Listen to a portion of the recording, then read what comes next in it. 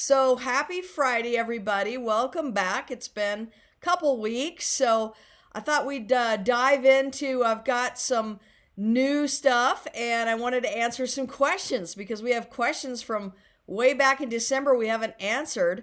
But before we get to that, this is just a normal shirt. This is considered one of my lamer shirts, but I guess it's really not. I don't get as many compliments on this one, but it's cool. I like it. So the Bears today, the Big Bear has decided to be Buzz Lightyear. He's got his space outfit on, his little space helmet, his little rocket ship that's on, or his rocket backpack. So this was used a few years ago when in our recital, as you know, the bear always has a theme, and or the recitals have a theme, and the bear dresses appropriately, and he always sits in front of the bass drum, and that was our space theme. So we've had the desert theme, and we've had the jungle theme and all the different themes, the underwater theme. So I just thought I would, bring that one back. And Little Bear is representing, speaking of underwater, so we did a thing that was rock lobster. So he's got little eyes, he's got his little claws. So he's a lobster today. So they're representing past recitals, which we might have to revisit the highlights of because there were some classic moments. And we never got a ton of people coming to those. It was always on a bad time, and the students were always busy, and we videotaped everything, but they are just classics. And so hopefully we can maybe revisit those.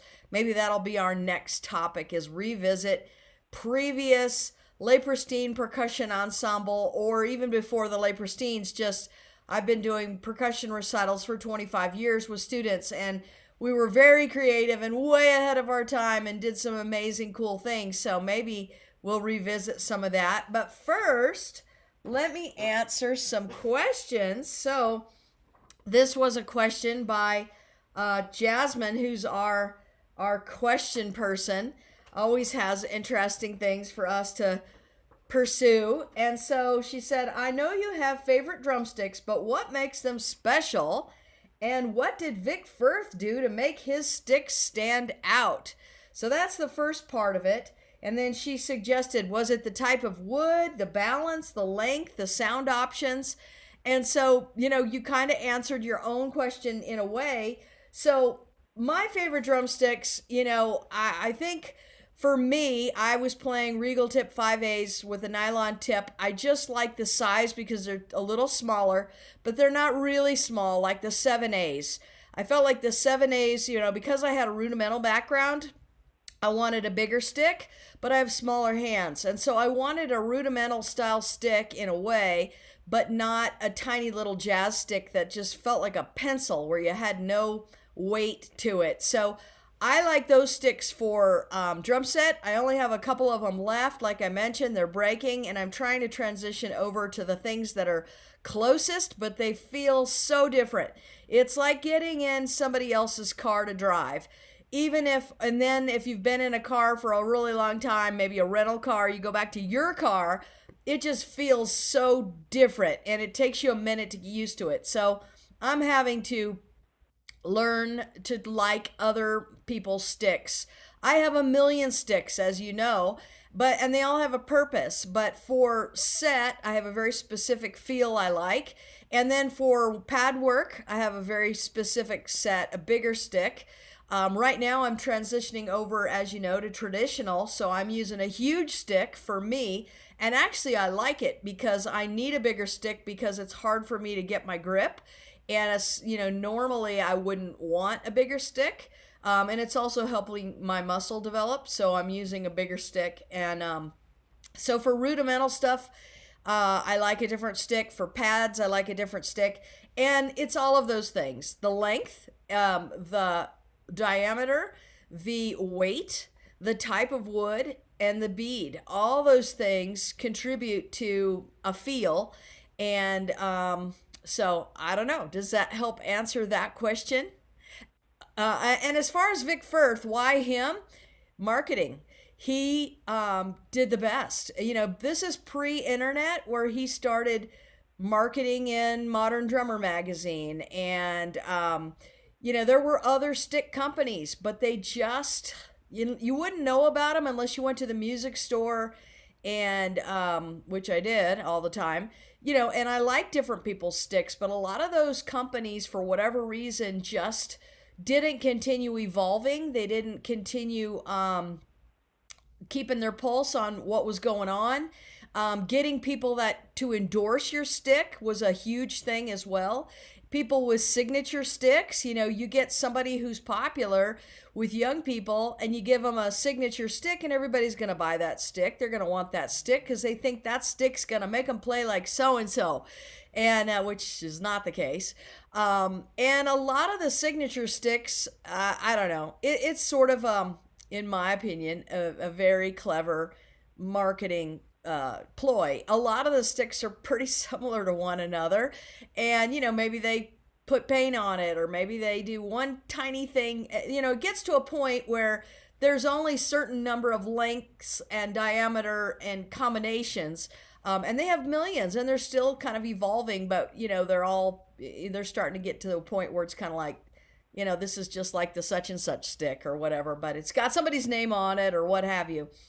So marketing is very powerful, and that's something maybe we'll talk about a little bit later today, with regard to female drummers, because all of a sudden it's exploded. And I think the companies have figured out, gosh, we haven't been marketing to half the world's population. Like, now it's cool to be a girl drummer, and so we've got a whole nother population of the world to sell product to. And so, you know, economics drives change. And so anyway, I'm not complaining. I'm happy about that, but the reasons behind it aren't always maybe the way that it seems.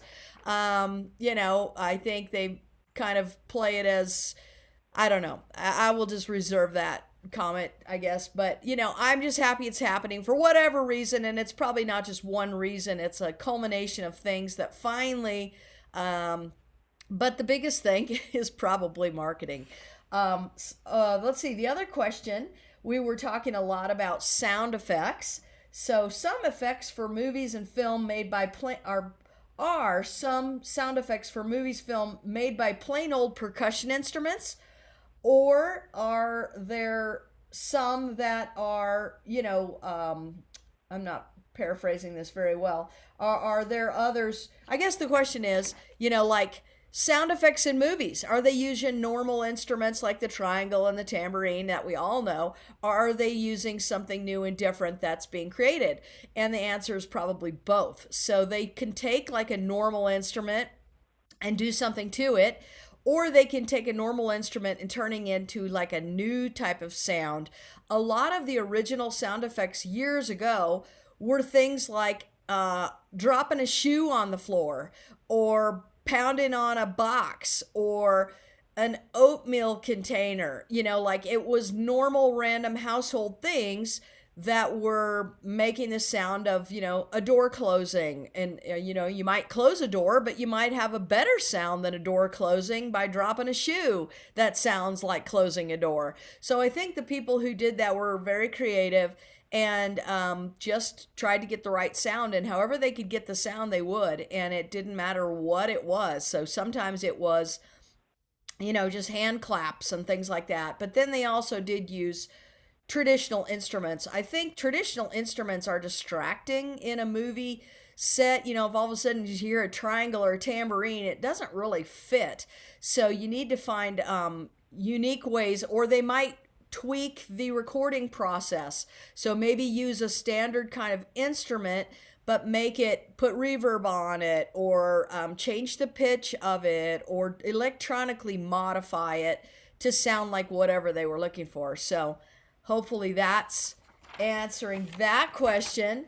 Let's see. When drummers have so many, like 10 to 12 tom-toms, are they tuned differently, Or are they tuned to the same notes, but they just sound different because of the different sizes? So, yeah, both. I think one, it looks cool. Two, they actually are, as you know, the smaller the diameter, the higher the pitch, just naturally. So you're gonna go from high to low with the different pitches. But it's also the size of the drum, the head that's on the drum, if there's a bottom head on the drum or not. Um, but they're not all tuned to the same pitch. So, like in other words, tenors are very specifically tuned to different intervals and different pitches. And so it's the size of the drum which creates the pitch.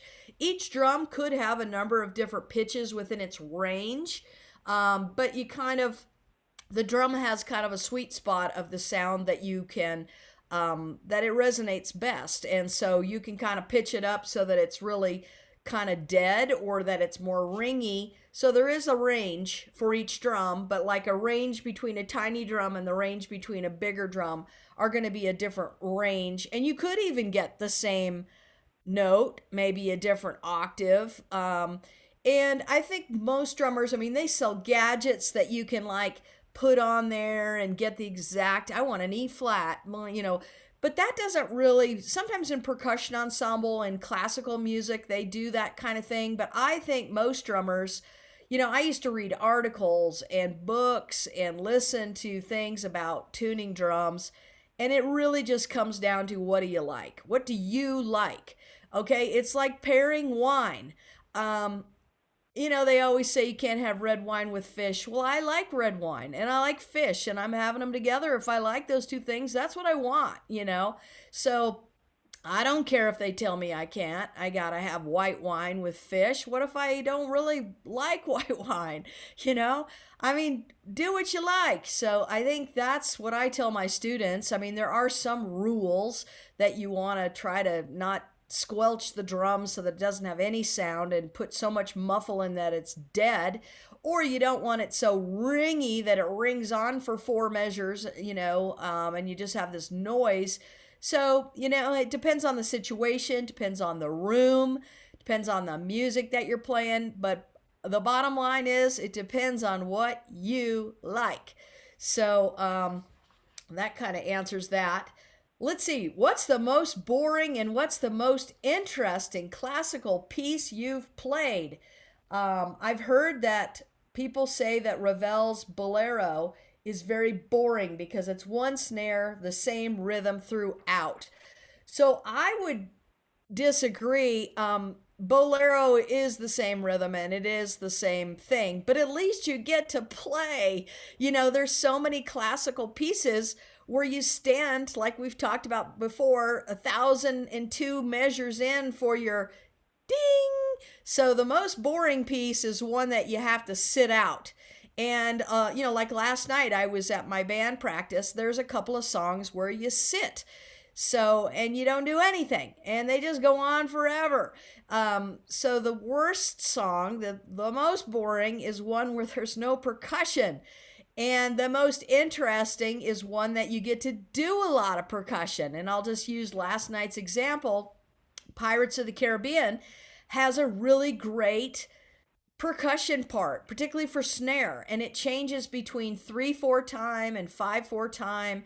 And I like people who write decent percussion and write it in a way that percussionists are used to seeing it. So like we've talked about before, where you can tell when the person is not a percussionist, it's just the way they write, the notes that they use. You know what they're trying to get at, but they do it in a way that would have been written for violin or piano or something else. And sometimes they do that because they want you to know you're playing along with the violin, so you should sound like this, because this is how they're looking at it and interpreting it. And I could write the notes different for you, but let's just write them the same so that you're with them. So, and sometimes it drives you crazy because it's just really weird writing. And so sometimes I translate it into like this is what this means kind of, So yeah, the most boring is one you don't play, and the most exciting is one where you get to do a lot of stuff and you're running around. You know, you do triangle, then you do tambourine, then you do bass drum, and then you do crash cymbals, and then you're back on snare, and you just even have to write little notes. Like last night, we have a piece that's color coded because it's one percussion piece, but it's for 10 people or 10 instruments. And so one of our people in the group took out a pen or took out some markers and said pink is triangle, and then they went through the whole piece and did pink. You know, purple is crash cymbal. They went through, and that is very helpful because if I'm doing pink and purple and green, I don't have to work so hard at like, where are we and when do I come in next and what do I got to pick up and what am I ready for? I just know, oh gosh, there's no pink until here. So I can just chill. And then after pink, I got to get ready for purple. So just, I have that much time. That's enough time. It's really helpful to color code it. So, yeah, that's what makes an exciting classical piece, one which you get to do stuff. And not just do stuff for stuff's reason, just because you want to.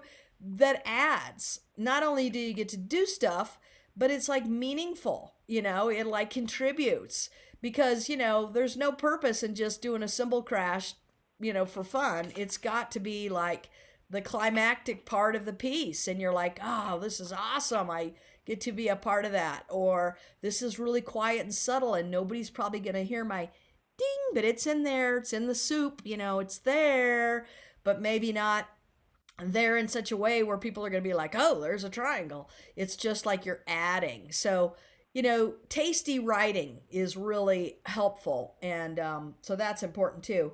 And then let's see, I see why you like Norman Delajoyo, and then there's a link.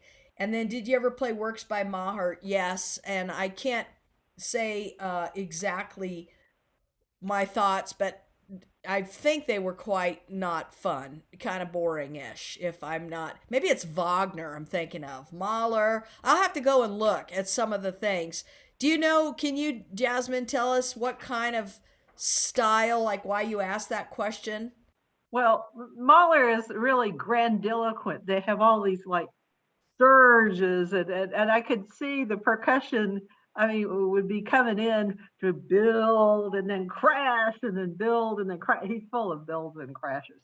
Okay, well then Yeah, yes, I would but love it. And I honestly am just not a classic guru, and I've played everything because so many different groups. I've played all the popular concert band wind ensemble pieces, but honestly, I can't like name that tune. Like if somebody, we used to have to in music history, we had a class where the director would put on, or our instructor would put on an album. Okay, that's how long ago it was, and just drop the needle down, and we'd have to within 5 measures, composer, name of piece, and the dates that that person was born. And so like we would stay up all night long, my friend and I, who were both percussionists, and we would just listen and quiz each other, and it was very hard for us because I think the violin players had an advantage and the piano players had an advantage because they'd played this and they knew it, they remembered it. For us, it was like we were counting measures, we weren't paying attention.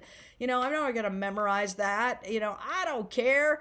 But we'd have to memorize and know like immediately who it was. And I did like that class though. I learned a lot about mental illness because a lot of the composers were mentally ill, and we got to learn about psych and how psych affected composition. And it was and that I remembered, like who was bipolar and what they wrote when they were bipolar and what year that was. That was far more fascinating to me than just memorizing the piece. But yeah, I'll have to go back and listen to Mahler. I'm sure I've played it, and I would have loved it if that's how it was. I think Wagner's the one that I'm thinking of that was just really like dry. yes, Okay. yes, Wagner can be deadly. I mean, you sit there at the opera and she sings. 45 bars later, she's gone down another step. 45 it's deadly Okay. sometimes. Yes. So Yeah. yeah. Okay. I think I'm caught up on questions. Woohoo! But I welcome them because they are fun for me too. So this week we're gonna take. Gosh, it must be part number 5, I guess. Who knew this was gonna last so long? But it's been a good project for me because it's made me go through boxes, take pictures of things, throw things away, or decide that I will still keep it a bit longer. And it's been just kind of fun. Some of the stuff I'm like, why did I keep this? And other stuff it was like, I wish I would have had the flyer for that, you know. But it's been kind of fun to just kind of, it forced me to kind of clean up and go through things and decide what to keep and what not to keep. So I took a bunch more pictures, again, in no particular order. Sometimes it's from college, sometimes it's from high school, sometimes it's from last week, you know, just whatever I kept. And, you know, lately, probably the last 25 years, I haven't kept much just because it got to a point where, you know, when I was at 12, I kept things. I kept programs and, you know, and we didn't honestly have a lot of programs or posters. So it was like, it was special when you had something. Um, and same thing on my CV. I would write down every gig I had. And then the last 30 years, I'm like, I don't write down any of that stuff because there's too much stuff and who cares, you know? But back then, you know, when I was 12 and I had 100 gigs under my belt, I was keeping track and it was kind of fun for me to go back and look, oh, wow, I did that when I was 14 and I did that when I was, you know, whatever. So I have some of those, but, you know, I don't feel the need to keep it anymore. But for a long time, I just threw it in a box and forgot about it. And every time I moved, I would just haul it and stuff it in the corner. And so finally, now I'm like, you know, time to, you know, purge. I have time. I'm retired. This is what I get to do, you know, is to go through and look stuff up and it's fun, you know. Okay, so where did we leave off? We left off. Okay, let me share my screen here first of all, my messy screen, which I do try to clean up all the time, but more stuff gets put on here. Okay, this is, whoops, where we left off. Let me put this down for a second and go back. We have already talked about this, but I put it in the PowerPoint. So this is when recently I got to go back to my alma mater and see my chair. So, you know, you donate money and they put your name on a chair. But it was cool because this was a great experience for me. And I was there for 6 years and I played in every conceivable thing: wind ensemble, concert band, marching band, jazz band, pep band, musicals, accompany the choir. I mean, a million things. And it was the best years of my life because I was just, you know, a pre med who was doing music all the time and showing up to take tests in biology. And then I'd go to my music function, you know, and I managed to get away with it. So, here's where my Troopers alumni shirt, you know, I mean, this just captures me from a long time ago till now. And so that was a proud moment. And so it was fun to find my chair and sit in it. So, oh gosh, the drum offs. So Guitar Center started doing these drum offs back in the 90s. I think this says it's their 8th. So they'd been doing it all the way through the 90s, and there were a few of them that I participated in. So I would go to my local Guitar Center, which was the one right off of Druid Hills and the highway there. And you'd show up on an evening. They had a number of different evenings that you know, this went on for a month or so. And you know, every Tuesday, Thursday, or whatever it was, for 3 hours, you would show up to the store. You had to let them know ahead of time, and they would give you a slot. You're going to be 7:15 or whatever.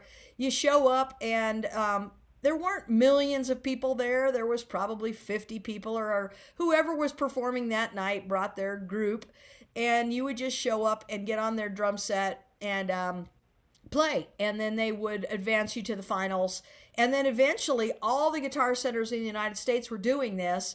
You would go to the regionals and then you would go to the finals, and it would be this big thing in Los Angeles or something. So I did that a few times and it was really fun, and I did advance to the finals, but I never got to like where they flew me somewhere to perform. But it was cool. There were very few girls. In fact, there were none in my any of the times I went, but I'm sure there were in other parts of the country and things like that. And it just gave people some notoriety. And contests have been a way, have been an opportunity, and I've done well just to be able to promote women drumming. I mean, I'm not really doing it to really win or anything. I just want to show people, hey, girls drum, and I've been drumming my whole life, and maybe that will inspire other young people to know that they might want to try it too. So I do it for those reasons and always have, but it's kind of I've won some stuff and it's been kind of fun for me. Plus, it's just a challenge. I can just play all day in my basement, but and I used to play out a whole lot, but I'm older and it's hard to haul all this gear, and I don't even want to do that. So it's hard on your back by the time you load up all your stuff and you go somewhere. It's like, I'm not going to go do that to play in some smoky bar for $50. I mean, there was a time where that you did that. Well, now bars aren't smoky, but it kind of like been there, done that. I like the teaching thing. I love inspiring students. I love young people. I love their creativity, their ideas. So I've enjoyed teaching, and I never thought I would say that. In both my day job and in my music job, I've enjoyed that a lot, and I'm still in communication with a lot of my students and watching them go on and do cool things. So anyway, I did a couple of drum offs. Here's a little certificate, and I did advance to the finals. I don't think I got anything for it. I don't remember. Maybe I'll find it in a box, but I can't remember which year it was or whatever. But anyway, the Hit Like a Girl contest. So this is one that's, going on right now. It's getting ready to start in March. I can't wait to see who comes out of the woodwork. These are people from all over the world. And, I didn't hear about it for quite a number of years. And then I stumbled upon it. And, they've changed their categories. In the beginning, it was just everybody grouped together. And then now they did age groups. And I have to say, the under 13s are better than all of us. These little folks that are coming out of Asia and stuff that are 8 years old are just blowing everybody out of the water. And I think the internet has a lot to do with that, because they are watching YouTube videos, and they're, back in the day, you had a drum teacher and you had a drum book if you were lucky. And that's what you did. You didn't have just this constant barrage of watching other people and learning and picking up things and emulating them. And that's with everything. I mean, the internet has really just, information is being disseminated at an alarming rate. And you just wonder, at some point, is it ever going to max out, but they're still putting their own spin on things. They're still coming up with their own creativity.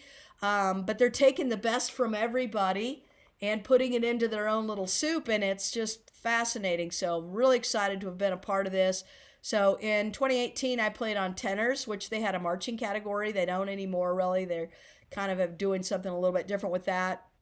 2019, I was second in drum set in my age category, which they finally didn't lump us all together. Third in 2020, and then in 2021 ended up being able to be a champion. So once you've been a champion, you don't get to do it anymore. And I've just enjoyed the process of having something to, just perform a song. And I've learned a lot about the recording process, trying to get good sounds, trying to get good video. I've learned a lot about editing. I learned more about that than the drumming part. So basically, just how do you get a good shot? How do you get a good sound? And that's a lot of it, getting and having, you can tell some of these people's videos are produced, they're in a studio with people, and they've got mic'd up drum sets, and it's just gorgeous sound and look. And then there's other people that are just in their garage doing their thing as best they can. So anyway, it's been a good experience. Last year, I got to be a judge, since the year before I was champion, and it was super fun to be a judge. And I mean, they all were great. They're just different. And so it's really hard to judge, because, do you go off a technique? Do you go off their showmanship? Do you go off, it's a little bit of everything. And there were some people I clearly liked really a lot. And there were some people who didn't belong in that. Not that they didn't belong. Everybody belongs. I don't mean it like that. But that weren't, that were clearly, they just been playing for a year or two, which I'm so happy that they threw something together and submitted it. And I encourage people to do that. But it was easier, is what I'm trying to say. Easier to grade. Basically, you could really separate. And then, but the hard group was the top group because it's really hard. It's like splitting hairs between, and it's kind of like just what you like. And but they did have a very, their criteria was very good, and it really did help. And I felt like it was fair, and we did the right thing. And it's not just one judge; there were a whole bunch of judges. So I think they looked at all of that. So that was kind of a fun, unique experience. How Uh, many tapes do you have to look at? well, they luckily they had a group of previous champions who looked at all of them in your category, and then they submitted the top ones. So we only had to look at the top that had already been pre-decided. So there was like a screening process, thankfully.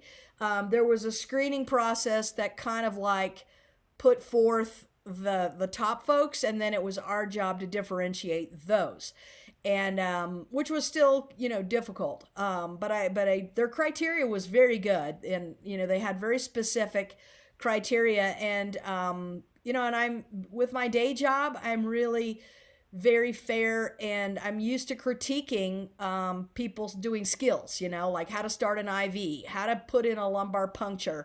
I create checklists, and I'm very good about providing positive feedback and encouragement. And so I tried to do lots of comments, and so it was actually pretty easy for me because I've done this for 30 years in a different avenue.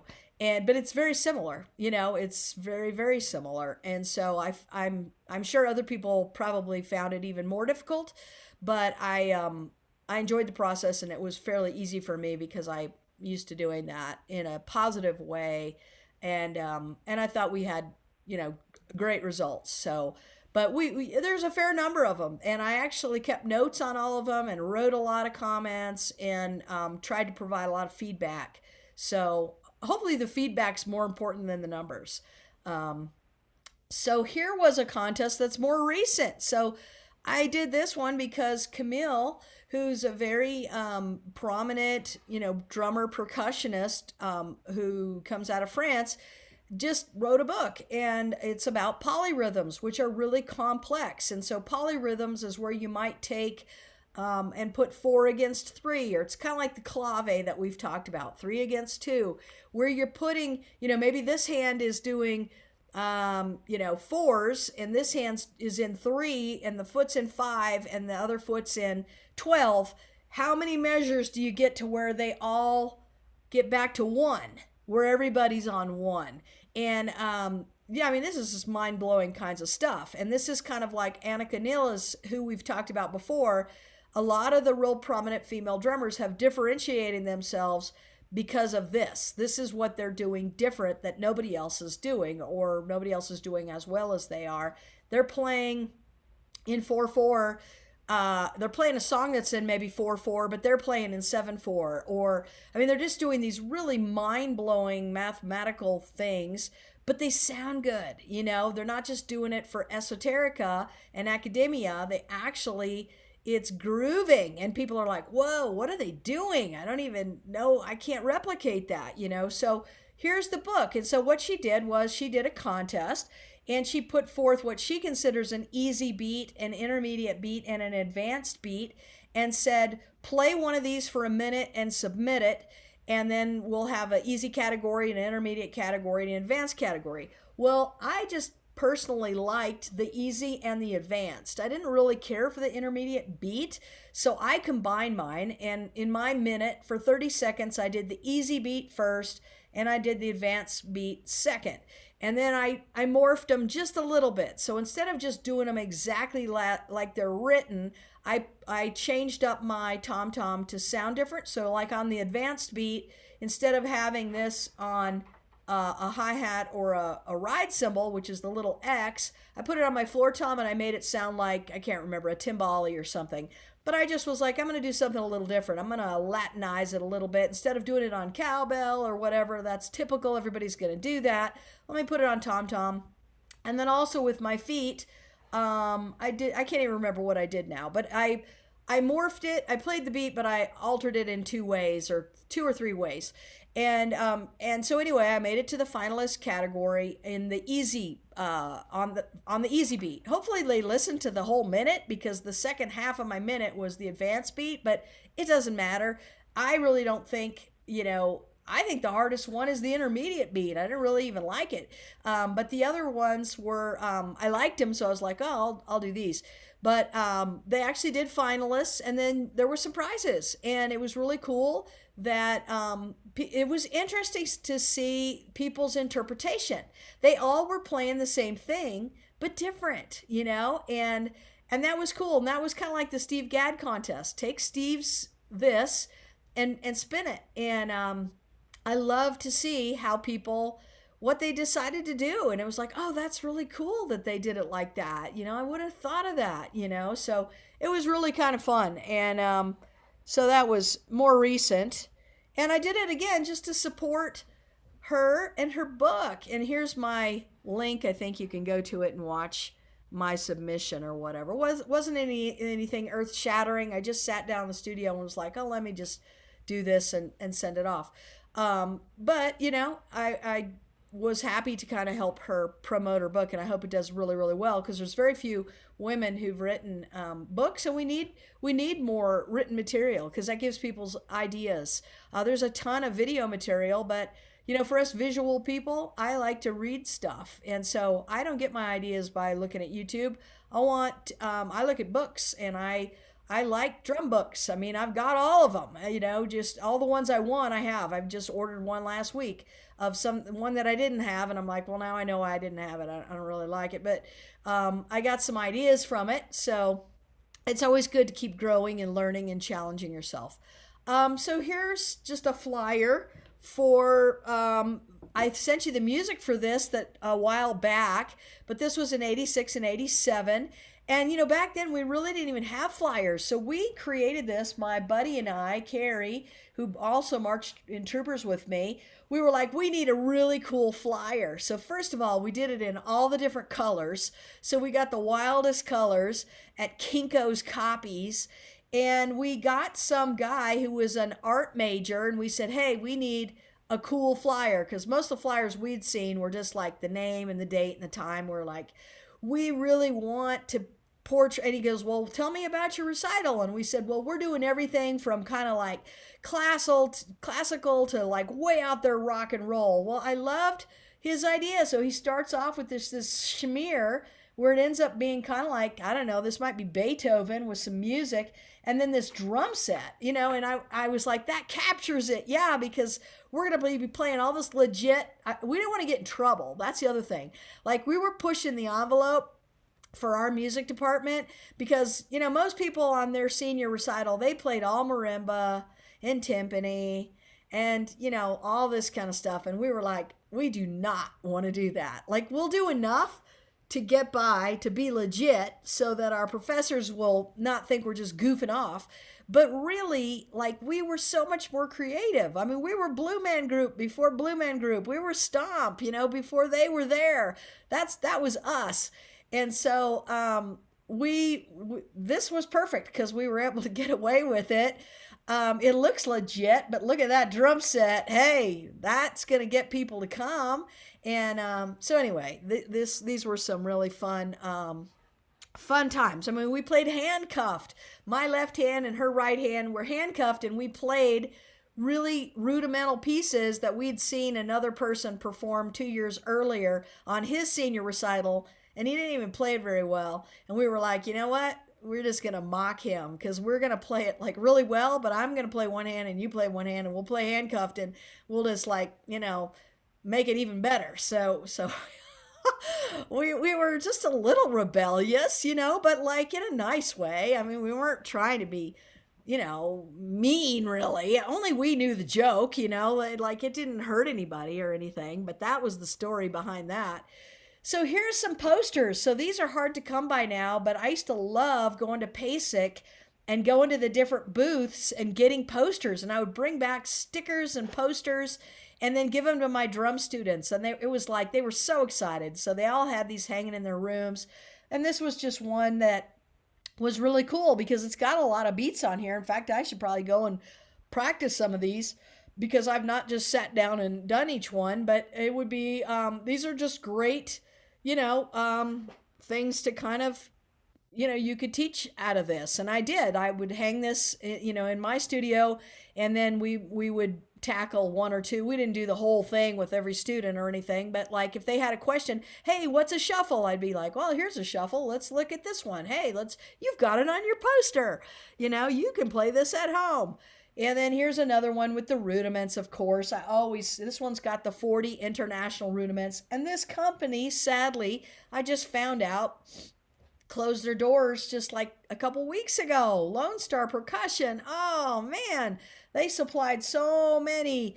I think I might have even bought my tenors from them, and they were custom made. And anyway, it's sad, but there's so many companies now, and people can buy stuff on Amazon. And I think some of these companies are struggling, but they used to be the marching.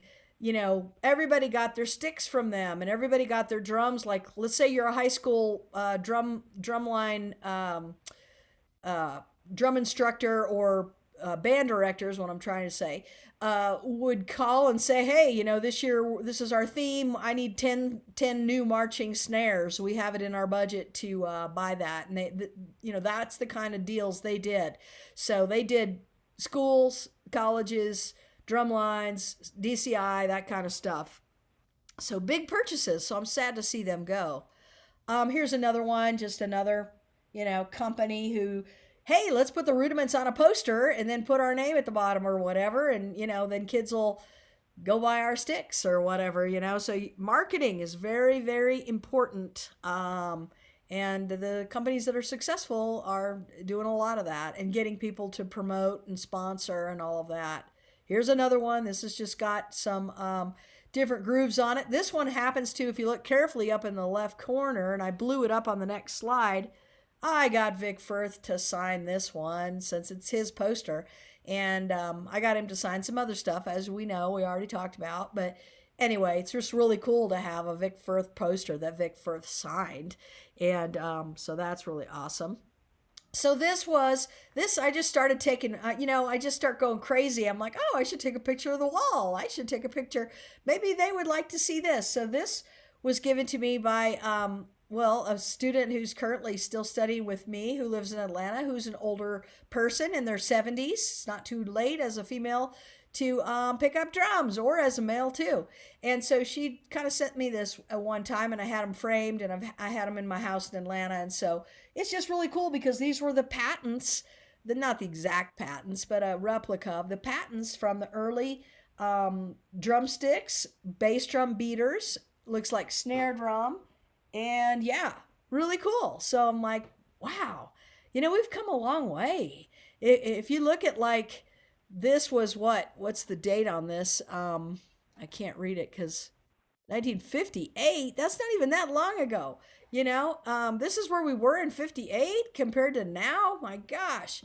I mean, it's like equipment now is very fancy. And if you look back even at like football uniforms from the 20s or the 30s compared to now, I mean, we've definitely evolved in everything, efficiency, the manufacturing process, everything is just, more efficient. I'm sure this stuff was clunky to play. You wouldn't be able to even play what we play now on a clunky bass drum beater. Like you wouldn't be able to do these rolls that they're doing now with one foot, So, I mean, some of it is equipment, most of it's technique, but equipment certainly is important. And, we've evolved in every facet of, even if you look at the cars from a 1925 Model T to like a Porsche, there's a big difference, and it's not been all that long, like our lifetime pretty much. So who's what's going to happen in the next 100? I mean, what are the cars going to fly? What's this drum set going to do? At some point, I think it maxes out. But anyway, it'll be exciting to maybe find out. So here's a poster that's, I should have taken better care of it. It was wrinkled up and stuffed in a box. And here's Wackel, and this is cool. It's a little older Wackel than we've seen. Not as old as now, but like a middle-aged Wackel.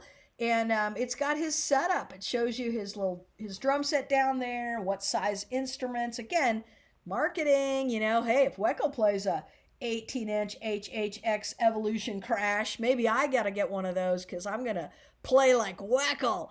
Well, good luck. But anyway, you can see kind of how they, I mean, it's always cool to see pictures of drum sets and how are they setting it up, and it's very personal and very unique, and just where they put what and how it's, set up is not just like, they're not all the same. So this is a very famous poster. This is going to be worth a lot someday. Probably is now. So this is a very famous picture, and it's cool because if you look down here, you see Buddy and Louie did this Remo picture back in the day, and here's Buddy and here's Louie Belson. And then so Wackel and Caluta did the same thing. And I mean, this is just brilliant because it captures the old people who know who Buddy and Louie are, and it captures the young people who know who Wackel and Caluta are. And it's just brilliant.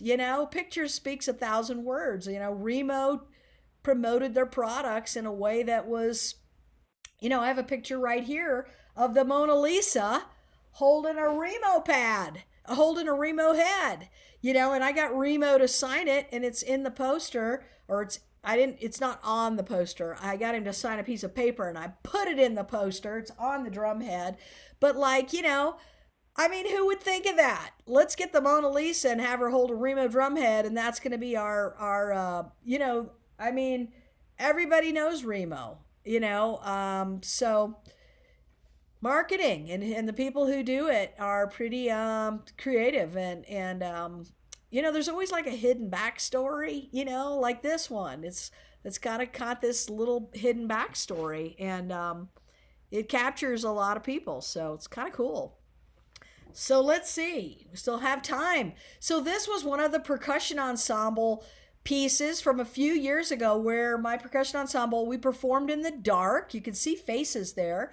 We performed in the dark with glow-in-the-dark drumsticks, and I had a photographer there, and they captured the most amazing pictures. I mean, I didn't know it was going to turn out like this. And then one of my students, one of these folks, made a poster of it and gave it to me, and it's so cool. I mean, that was just so cool. And I have a video of me wearing a GoPro. I think this is me right in the middle here.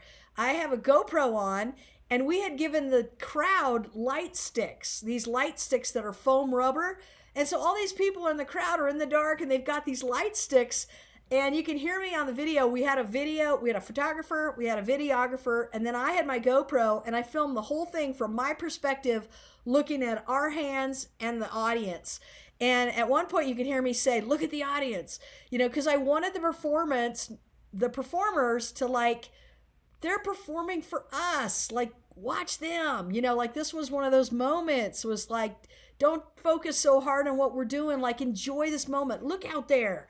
And it was so cool just to watch the audience, like, interacting with us. They were watching us and doing their little dancing, and we were watching them, and it was just such a cool thing. And it got captured, because at first I thought, it's not gonna really you're not going to see anything. It's just going to be a mess of lights, and but it actually looks really good. And this turned out, we got some great photos of this. It was just fun too. So, all right, couple more posters. So this is a Regal Tip poster. I like this one a lot because they've got these bamboo sticks, or these, there's another company who makes them, and they call them hot sticks or hot rods. And so, but they're really called bundle sticks is the real name. And they have different ones with different size little bundles and different dowels, and it was just really kind of cool how they had like smoke coming out of them, and I just thought this is my company that makes the stick I like, that never endorsed me, I don't even know. I think they're struggling. I don't even know if they're around still, but gosh, I love their sticks, and I wish I could get a box of them, Um, Dennis Chambers. So this was an older picture, and this was, Pearl. Hey, look at that drum set behind me. I think that could be pretty close. I don't know this one. I'd have to read the exact tag here. I think mine's more new though, and this was one that came out a long time ago. But it's one of their ones that was very very popular, and it sure looks like that. But I think this one in the picture was way before this one back here because this is a more newer finish, but it looks the same. And so this was just a cool picture of Dennis Chambers. This one I think we've talked about, and I think it did get pictured in the previous. This was To Karen Good Luck in Your New Studio, Omar Hakim, and I think we talked about this. I think I already took a picture of this one, so and I need to frame it and find a spot for it, but yeah. Here, okay, now this is a good one to end on. So, as I'm going through all these boxes of programs, I come across, let's see, period number 6, language arts, March 19th, 1978. The assignment was coat of arms. You're supposed to do this coat of arms, and you're supposed to have your name on it and like your goals and all about you. Well, in 78, gosh, I would have been 15. And so it's got my name, and of course I got to have a skull and a sword like a pirate, and blood coming off of it. I mean, I did go into medicine after all, but I've got this drum set, and notice it's a Ludwig, and it's clear Vistalite like my green drums, which I hadn't had yet because I didn't get them until July of 78. So I was dreaming about them. And then I had my present goals where, here's a drum set, a beat that I'd written, and acceptance to a university or college. I was wanting that at that time, to get into school. I had a math, I had a science, report cards. So grades were important to me. Those were my goals. Here in the middle's the drum again, though. You gotta drums there, drums there, drums are a lot of places. Okay, then the lifetime goals, I got a heart. Okay, I got a microscope. I got some medicine container and a little Bunsen burner and a syringe with blood. Those ended up panning out for me. Money, got to at least make a living. My parents were all about whatever you choose, you got to make a living. So that was important to be able to. If it was going to be music, I better make a living. So that was important. And then of course I had to have a cat. I'm still wearing cat clothes and stuff. And then what was I proud of? My bike. I was kind of an athlete, so I had a lot of sporting stuff here and report card and fish. I still like fish. And there's my drum again. And then down here at the bottom is Colorado. This is just so predictive, of how I was at 15 and how I am at 60. It's all pretty much spelled out right there. So I was like, I got to include that cuz that's just fun. This was who I was then and who I am now and who I'll always be. So yeah, there's no surprises. Not a single surprise here at all. Okay, Ladies Rock Camp. Here's a good one to end on. We have just a couple minutes left. So we've already talked about Beverly Guitar Watkins, but this was from Ladies Rock Camp Atlanta, where this weekend in Atlanta, ladies get together and learn an instrument that they've never played, get together, play as a group, and then perform it either Eddie's Attic or Variety Playhouse. And they create an original song and they have a name to their band, and it's just really a cool thing. And the money that you pay to do this goes toward Girls Rock Camp, which happens in the summer, where girls do the same thing. It's like a week-long camp. It's a day camp, so you just go for the day, eat lunch, go home. But you get to be with other girls who are interested in music, and they all form a band, create their lyrics, create a song. And I mean, it's pretty miraculous in a week what they come up with. And, they're playing their stuff. It's pretty cool. So that was a poster from that. So back to CSU. So this was just a plaque. Back in the day, we never got trophies, not like they do now. Like, I don't have that many trophies because they just didn't give them out for anything. Whatever you did, you weren't getting trophies. You could be varsity soccer and there's no trophies. I mean, so this was a huge thing for me because I had poured my soul into CSU for 6 years. And at the senior dinner, we actually dressed up our marching band. We had a really great band director that was trying to bring us all together. He was new, not one that I've talked about before.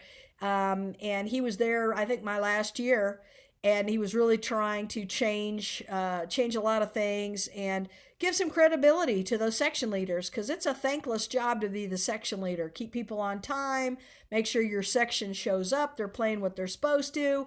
It's like corralling, it's like a babysitter of your peers, and to do it in a way that they like you. You can't come in there and with a whip because they're not gonna you're gonna have a rebellion. So you're their friend, but you want to get the best out of them. So this was really meaningful to me. That just tiny little plaque, but um, for 6 years of hard work, it was really nice to be recognized. I think we'll end with Ndugu Chancellor, who I think I may have already included this. I know we've talked about him, but I can't remember if the poster, I think he signed something else, but this was the poster that he signed. So I probably got some little card that he signed, and then I got the poster, and he has a smiley face down here. That was in '07. So I think we'll end. Does anybody have any questions? We still have more, believe it or not. And then we'll finally finish up with this and go on to something different. But I think I've enjoyed kind of going through this, and hopefully it's been interesting and not too incredibly boring. What questions or suggestions, comments do you all have? Anybody? I'm still amazed that you being teaching medicine and doing drumming. They're just so extreme. They And seem extreme. Yeah. And you like doing the medicine, or you just did that because you knew you needed to make a living? No, I liked it. And I think in retrospect, there was a period of time about 10 years ago where I was going through, I guess, a midlife crisis where I was like, I didn't get to do either one the full way that I would have wanted to. But had I chose one, I would have had regrets on the other. So instead of doing one 1,000,000%, and had regrets, I did both 120%, Mhm. probably more than most, just because I really didn't want to cheat the other one. So I put in more effort. And I think that for me, it turned out okay. But I see people now getting the opportunity to do, music 120%. And, I hope they get to, but, it's kind of like being a sports person. Not, you watch football on TV. How many kids play football growing up? Very few of them are going to make it into the Super Bowl, So you do have to have that balance of like, I am glad that there was a time where I felt like I'd been stifled, but I also feel I came to peace with that. And, I can afford my toys. I had a career. So there are people who maybe did music and they're still kind of in the same place. And I don't know, I'm at peace and it worked out for me. But Good to I, have I'm sorry. good to have options. Good to have options. Yeah. And the thing that was the surprise though for me is I ended up doing teaching for both.